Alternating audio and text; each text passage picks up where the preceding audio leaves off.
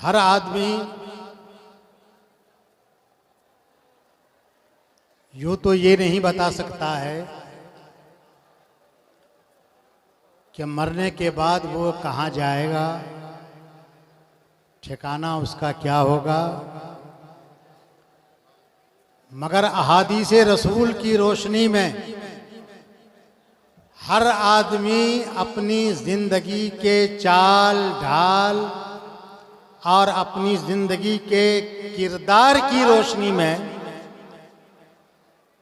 अपना फैसला कर सकता है कि उसे जन्नत को जाना है या जहन्नम को जाना है।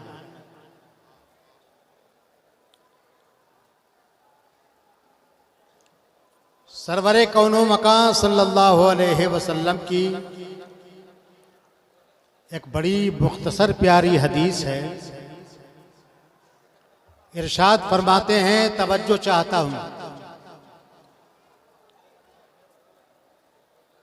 यमूतुल मरओ अला मा आशा अलैह। इंसान उसी हालत पर मरता है या मरेगा जिस हाल पर इंसान जिंदगी गुजारता है।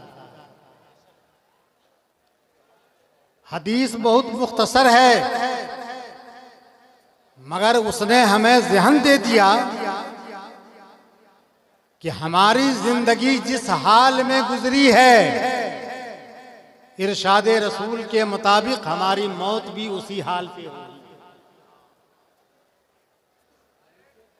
बलफ्ज़े दिगर यूं कह लीजिए कि अगर हमारी जिंदगी नेकी और ताअतो इबादत में गुजरी है तो इंशाअल्लाह हमारी मौत भी नेकी की हालत में है।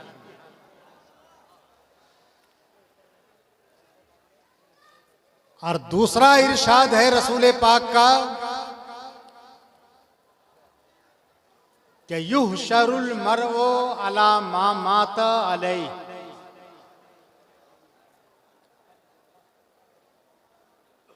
कल कब्र से बंदों को उसी हाल पे उठाया जाएगा जिस हाल पर बंदों की मौत होती है। अब दोनों हदीसों को जोड़ दीजिए तो मतलब क्या निकला? जिस हाल पे हमारी जिंदगी गुजरी उसी हाल पर हमारी मौत आएगी, और जिस हाल पर हमारी मौत आएगी उसी हाल पर हम अपने कब्र से उठाए जाएंगे।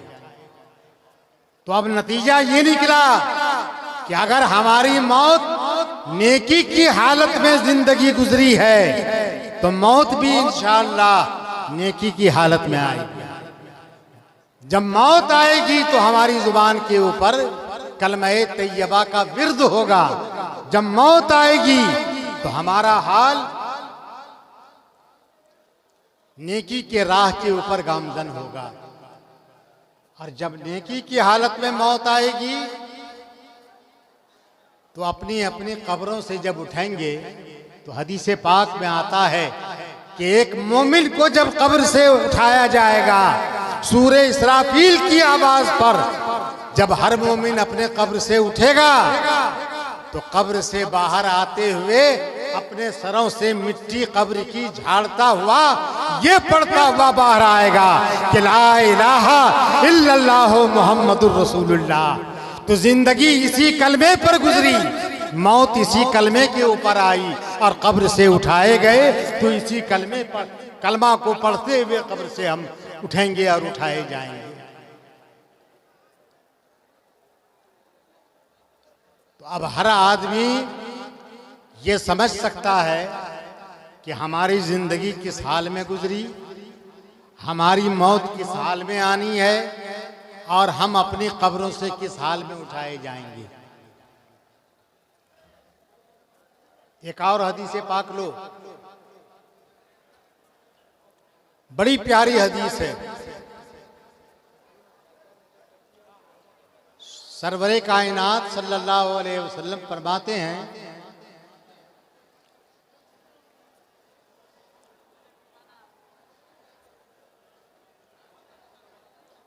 कि क़ाल अल्लाह तबारक व तआला ले मूसा अलैहिस्सलाम फी मुनाजातिही,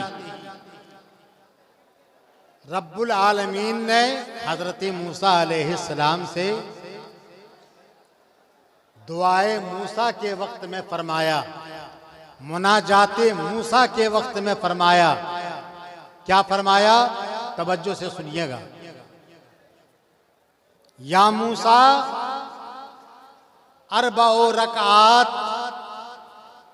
युसल्लीहा अहमदो व उम्मतुहु। मूसा,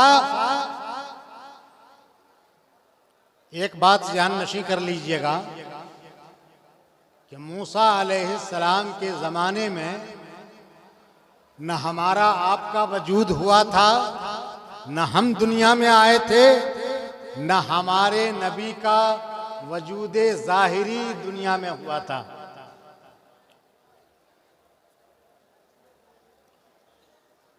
मगर तब ही से रब का फैसला हो चुका। इरशाद हुआ मूसा अलैहिस्सलाम से कि ऐ मूसा, 4 रकत नमाज वह या सलातुल ज़ुहर, और वो है नमाज ज़ुहर, युसल्लीहा अहमदो व उम्मतुहु। उन 4 रकातों को मेरा महबूब और महबूब की उम्मत पढ़ेगी तो अल्लाह ताला क्या अजर सवाब देगा? मचलने की बात है। करम इलाही देखते चलिए। रब ताला फरमाता है कि मूसा ओतीहिम फी अव्वले रकातिम मिनहा अल मग़फ़िरा। 4 रकत नमाज़े ज़ुहर की नियत बांधी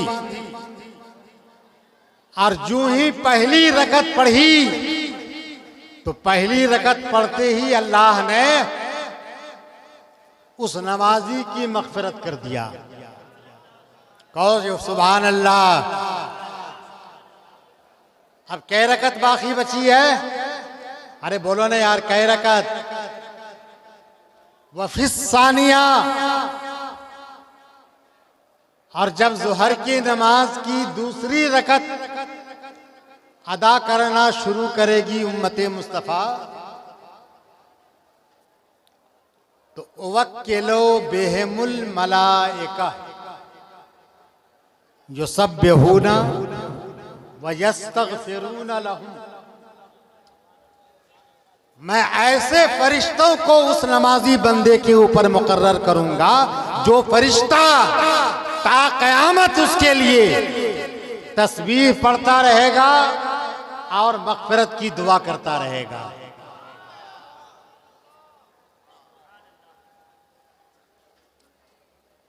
और अगला जुमला तो हदीस का सुनो।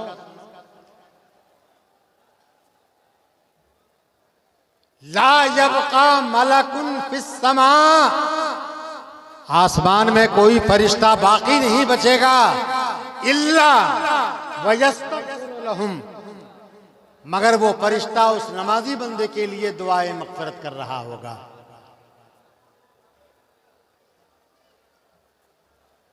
आगे इरशाद होता है व मनिस्तग़फ़रत लहुल मलाइका। अल्लाह फरमाता है कि मनिस्तग़फ़रत लहुल मलाइका लम उअज़्ज़िबहु अबदा। मेरे फरिश्ते जिस बंदे के लिए दुआए मग़फ़िरत करेंगे, अल्लाह फरमाता है कि ये मेरा वादा है कि मैं उस बंदे को कभी भी अज़ाब नहीं दूंगा। लम उअज़्ज़िबहु अबदा। वफ़िस सालिसा, और नमाज ज़ुहर की जब वो तीसरी रकत पढ़ेगी तो ला यसअलूना मिन्नी हाजतन इल्ला व क़ज़ैतु लहुम। अल्लाह फरमाता है कि जो हाजत और जो जरूरत बंदा मुझसे मांगेगा, मैं उसकी हाजत व जरूरत को पूरी करके रहूंगा। वह फिर राबिया और नमाज ज़ोहर की चौथी रकत पढ़ेगा तो अफ्ताहो लहुम अबवाबस समा, मैं उस बंदे के लिए आसमान के दरवाजे खोल दूंगा। कहो सुभान अल्लाह। आसमान के दरवाजे खुलेंगे तो फायदा हमें क्या होगा? उसी दरवाजे के रास्ते से हमारी नेकियां जाएंगी और उसी दरवाजे के रास्ते हमारी दुआएं रब की बारगाह में पहुंचेंगी। और रब ने वादा फरमा दिया है कि जो हाजत और जरूरत बंदा मुझसे मेरे सामने पेश करेगा, मैं उसकी हाजत और जरूरत को पूरी करके रहूंगा।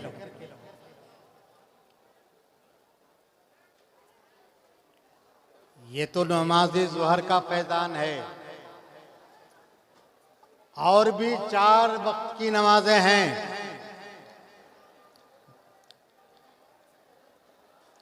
मैं अपनी गुफ्तगू को बाकी नमाजों की बकिया प्रोग्राम के लिए, आइंदा के प्रोग्राम के लिए रख छोड़ता हूं, है ना। अब मैं जो दूसरी तरफ चलना चाहता हूं, देखिएगा।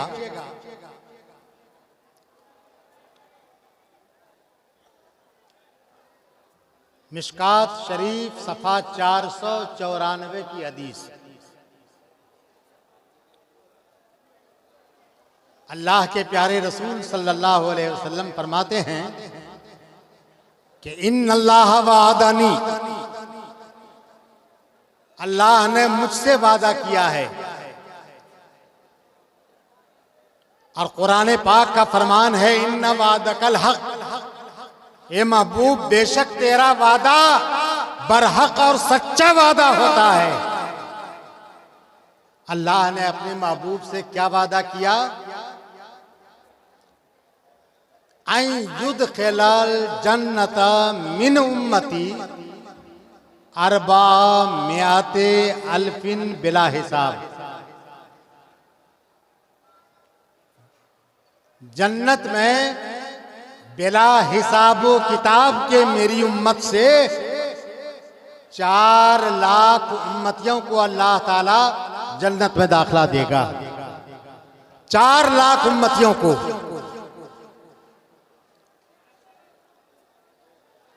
अब यहां पर देखिए कि सहाबा की तादाद कितनी है।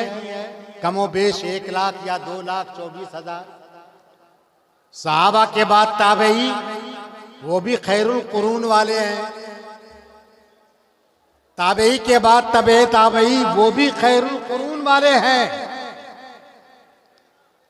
मैं समझता हूं कि 4 लाख की तादाद सहाबा, ताबई, तबे ताबई पर पूरी हो रही है।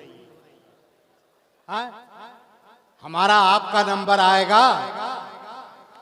अल्लाह ने अपने महबूब से वादा किया, ये मेरे महबूब मैं तेरे 4 लाख उम्मतियों को बिला हिसाबो किताब, कोई मुआखजा नहीं, कोई गिरफ्त नहीं, कोई हिसाबो किताब उनका नहीं, बगैर हिसाबो किताब के जन्नत में दाखिला दूंगा। तो उसी मजलिस में हजरत अबू बकर सिद्दीक थे। अर्ज करने लगे, जिदना या रसूल अल्लाह, जिदना जिदना या रसूल अल्लाह, या रसूल अल्लाह आपकी उम्मत तो सुबह कयामत तक आती रहेगी और रब ने आपसे 4 लाख का वादा बिला हिसाबो किताब के किया है। या रसूल अल्लाह ये 4 लाख का वादा बहुत थोड़ा है। जिदना या रसूल अल्लाह, ये अल्लाह के प्यारे रसूल इस 4 लाख पर थोड़ा सा इजाफा कर दीजिए, थोड़ी मिकदार और बढ़ा दीजिए।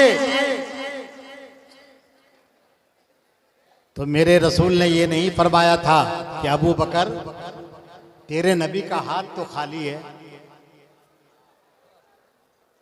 अबू बकर ने ये नहीं कहा था, अबू बकर से ये नहीं कहा गया था कि अबू बकर तेरा नबी तो दुनिया में मोहताज बन के आया है, मेरे रसूल ने अबू बकर से ये नहीं कहा था कि अबू बकर तेरे नबी के इख्तियार में कुछ भी नहीं है, ये नहीं फरमाया था। क्या कहा था, क्या किया था? इधर दरखास्त लगी,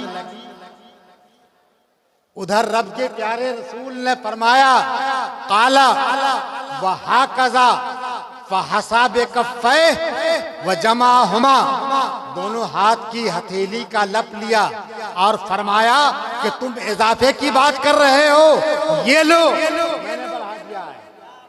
कहो सुभान अल्लाह, ये लो मैंने बढ़ा दिया।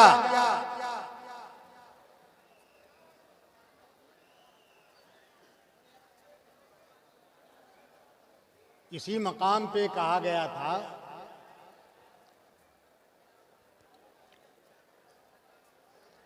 कि दीदे कोर को क्या आए नजर क्या देखे, दीदे कोर को क्या आए नजर क्या देखे, मगर जो आंख वाले हैं, दिल की आंख वाले हैं, उन्होंने मुशाहिदा कर लिया कि रसूल के दोनों लब में कितना आया है, कितना आया है। मगर अबू बकर हैं वो अपने लिए नहीं बढ़ा रहे हैं, क्योंकि अबू बकर को यकीन था कि मेरे बारे में अल्लाह ने आयत नाजिल फरमाई है सय्युजन्नबुहल अत्का, जहन्नम से दूर रखा जाएगा। किसे दूर रखा जाएगा? अत्का, जो बहुत बड़ा परहेजगार है, जो बहुत बड़ा मुत्तकी है। तफसीर की किताबों ने कहा कि ये अत्का बड़ा परहेजगार कौन है, तो तफासिर की किताबों ने कहा ये सिद्दीक़ अकबर की जात है। रब ने सिद्दीक़ अकबर को जहन्नम से दूर रखा है, जहन्नम से आजाद कर दिया है। तो अब अबू बकर का जो इस्तिग़ासा पेश किया जा रहा है, अबू बकर जो फरियाद पेश कर रहे हैं, अबू बकर जो अर्जी पेश कर रहे हैं, जो रसूलुल्लाह से दरखास्त पेश कर रहे हैं कि जिदना या रसूलल्लाह, ये अपने लिए नहीं, अपने लिए नहीं, हम गुनहगारों के लिए,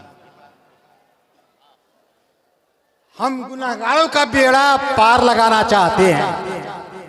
रसूल ने दोनों हाथ का लप लिया और फरमाया ये लो, मगर अबू बकर को अब भी तसल्ली नहीं हुई। दोबारा अर्ज करते हैं जिदना या रसूलल्लाह, या रसूलल्लाह और भी इजाफा कर दीजिए। काला फहसाब कफ़े व जमा हुमा, फिर दोबारा रसूलुल्लाह ने फरमाया, दोनों हाथ का लप लेकर के फरमाया ये लो। तीसरी बार कहना चाहते थे अबू बकर, तीसरी बार कहना चाहते थे, मगर हजरत फारूक आजम हजरत उमर खड़े हो गए। हजरत उमर ने फरमाया दाना या अबा बकरीन, ए अबू बकर ये गुफ्तगू छोड़ दीजिए, इस गुफ्तगू को यहीं पे खत्म कर दीजिए।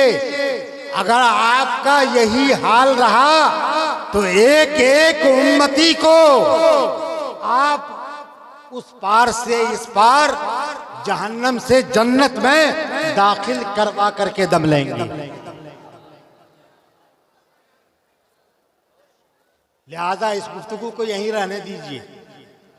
अबू बकर ने फरमाया वमा अलैका, वमा अलैका अन युदखिलना कुल्लना अल जन्नह, ए उमर तेरा क्या नुकसान हो जाता है, तेरा क्या बिगड़ जाता है अगर हम तमाम को रसूलुल्लाह उस पार से इस पार लगा दें, जहन्नम से जन्नत में दाखिला दे दें, अगर बेड़ा पार कर दें, तेरा क्या खसारा होगा? नारे तकबीर, जवाब दीजिए जिंदगी के साथ, नारे रिसालत, नारे हैदरी, इख्तियाराते मुस्तफा। वाह वाह वाह वाह।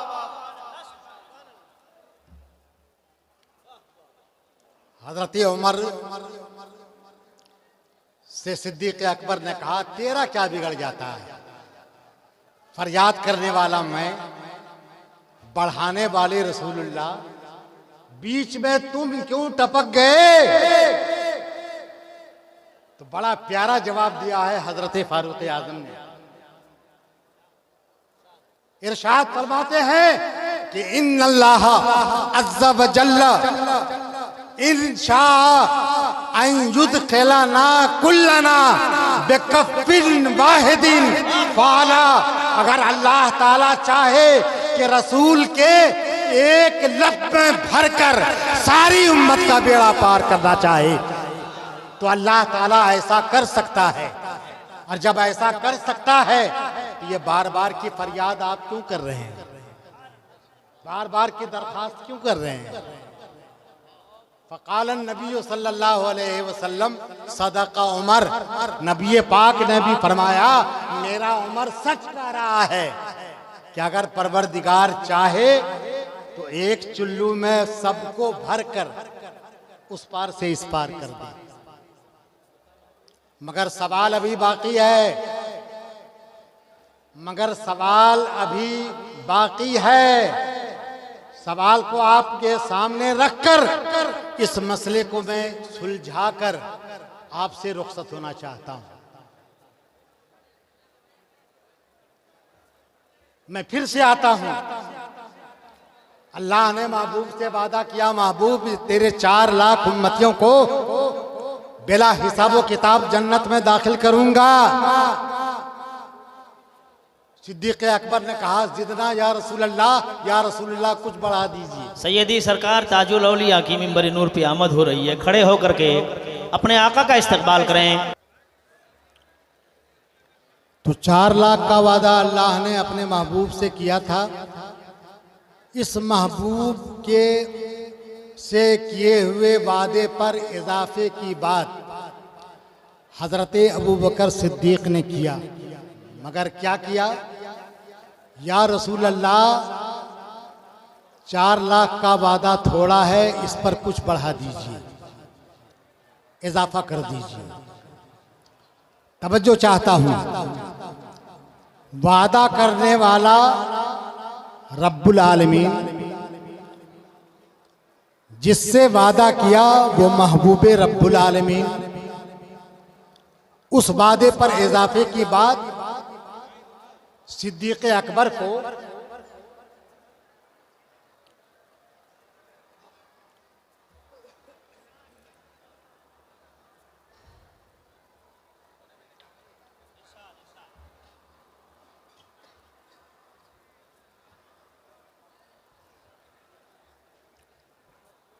हजरत सिद्दीक़ अकबर को अगर अर्जी पेश करना था तो उन्हें चाहिए था कि वज़ू बनाते, मस्जिद में पहुंचते, नमाज नफल अदा करते, रब की बारगाह में हाथ उठाते, मौला तूने 4 लाख का वादा किया है, तेरा ये बंदा अबू बकर तुझसे दरखास्त कर रहा है कि 4 लाख पर इजाफा और भी फरमा दे। 4 लाख का वादा बहुत थोड़ा और मुख्तसर वादा है। मगर सिद्दीक़ अकबर ने रब से नहीं कहा। आजकल लोग कहते हैं ना, जो मांगना है अल्लाह से मांगो। बहुत लोगों का अकीदा है अल्लाह ही दे सकता है और वही देने वाला है, तो फिर गैरुल्लाह से क्यों मांगो? सहाबा का अकीदा देखो। हजरत सिद्दीक़ अकबर रब से नहीं अर्जी पेश कर रहे हैं, रब से नहीं कह रहे हैं कि मेरे रब 4 लाख पर कुछ इजाफा कर दे। किससे कह रहे हैं? रब के महबूब से कर रहे हैं। गोया सहाबा का ये अकीदा है कि महबूब को रब ताला ने सारे जहान का इख्तियारे कुल्ली दे करके भेजा है, मुख्तारे कुल बना करके भेजा है। खालिके कुल ने आपको मालिके कुल बना दिया, खालिके कुल ने आपको मालिके कुल बना दिया। अरे दोनों जहां है आपके कब्ज़ और इख्तियार में। तो जब दोनों जहान रसूलुल्लाह के कब्जा और इख्तियार में हैं, उनका हाथ भरा हुआ है, उनका खजाना रहमत भरा हुआ है, तो सिद्दीक़ अकबर ने महबूब रब्बुल आलमीन से कहा, जिदना या रसूलल्लाह, या रसूलल्लाह, इस मिक़दार पर और भी इजाफा कर दीजिए। और मेरे महबूब ने इजाफा करके बता दिया कि तेरे महबूब के इख्तियार में सब कुछ है, जिसे चाहे जन्नत में दाखिल कर दे, जिससे चाहे अपनी निगाह को फेर ले, वो जहन्नम का सदाबार हो जाए। सुभान अल्लाह, सुभान अल्लाह। इसी मफहूम को तो इमाम इश्क व मोहब्बत ने कहा था कि बखुदा खुदा का यही है दर, बखुदा खुदा का यही है दर, नहीं और कोई मफर मकर। अरे जो वहां से हो यहीं आके हो, जो वहां से हो यहीं आके हो, जो यहां नहीं तो वहां नहीं। तो अकीदा मजबूत कीजिए, याद रखिए कि जो अल्लाह से और अल्लाह के रसूल से वाबस्ता हैं, ये हमारे बुजुर्गाने दीन, ये हमारे उलमाए किराम, वो हमारे असलाफ जो अपनी अपनी कब्रों में आराम कर रहे हैं, ये अल्लाह और उसके प्यारे रसूल से वाबस्ता है। इनका ताल्लुक अल्लाह और उसके प्यारे रसूल से है। याद रखो, इनकी बारगाह में हाथ और चादर फैलाना गोया रब के महबूब की बारगाह में हाथ और चादर फैलाना है, इसलिए कि ये रब के महबूब के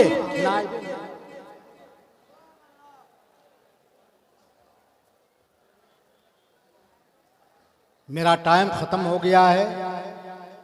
मैं चाहता हूं, मैंने ये तकरीर नहीं की है, बल्कि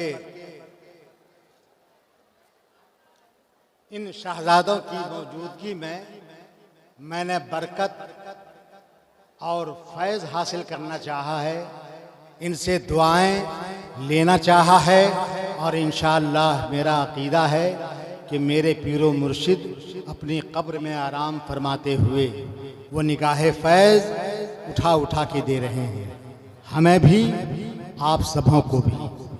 और ये उलमाए किराम का हाथ तो हमारे सरों के ऊपर है ही। इंशाअल्लाह मैं ज़िंदगी में आगे बढ़ता जाऊँगा, तरक्की करता जाऊँगा। वमा तौफ़ीक़ी इल्ला बिल्लाह व आखिरु दावाना अनिल हम्दुलिल्लाहि रब्बिल आलमीन। अस्सलामु अलैकुम व रहमतुल्लाह।